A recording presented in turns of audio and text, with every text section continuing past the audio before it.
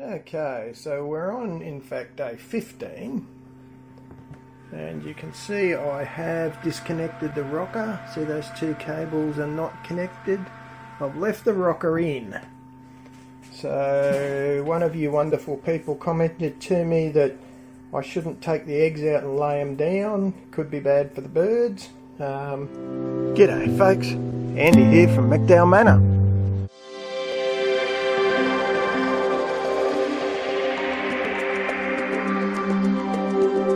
So I've left that in and we'll see how we go. We've only got probably 2 days or maybe 3 to go. I think the last count was 22 eggs.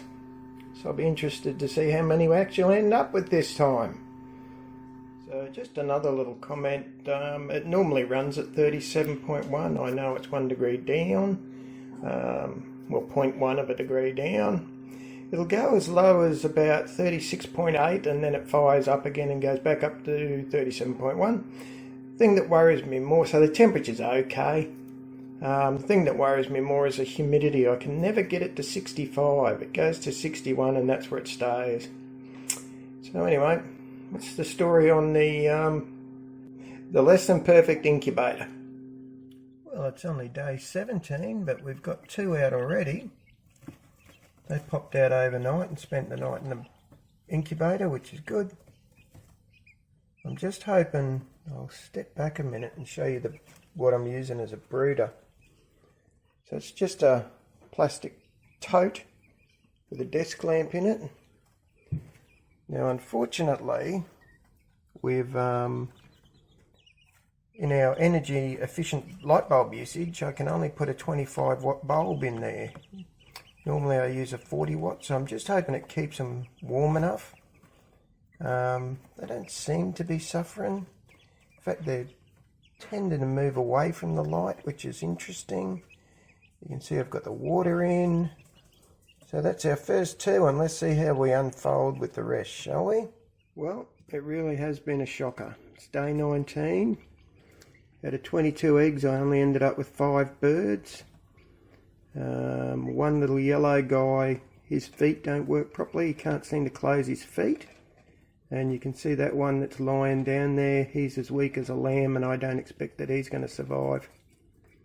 He was the very last one born a day after the others.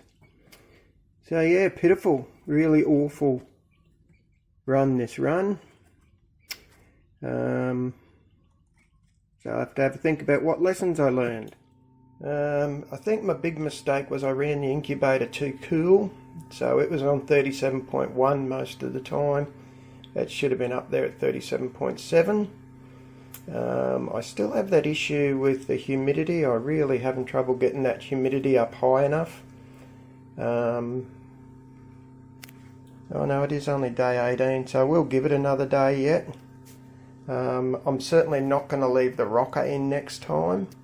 That's a mistake. I think that explains the bird who can't use his feet. He wrapped his feet around the rocker. I also had another one who had his head stuck in the bloody rocker, and that was a nightmare trying to disentangle him. I had to turn the whole thing off, which of course isn't the greatest thing to do when you're in the middle of trying to hatch birds, but I had no choice, so I did what I had to do. So I'll certainly run hotter next time. I'll be taking the rocker out and I'll put a few damp paper towels up the far end away from the eggs to see if that helps with the humidity. So what you're looking at is 4 very healthy, vigorous birds that survived. Now the 2 that I showed before that were, one was weak and one had club feet, they both died. But I got, on day 20, I went through all the eggs. Any that had pipped, I took the top off. And then if they were strong enough to get out, they survived. And you can see they're very healthy. About half of the eggs, so probably 10, were not fertile.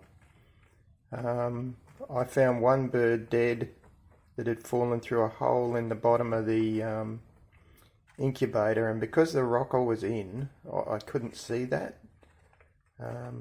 which was a real shame because I would have pulled him out if I had noticed, you know, as soon as he fell in. I'm thinking I am definitely going to take the rocker out because it causes more grief than I know what to do with when I've got little birds in there.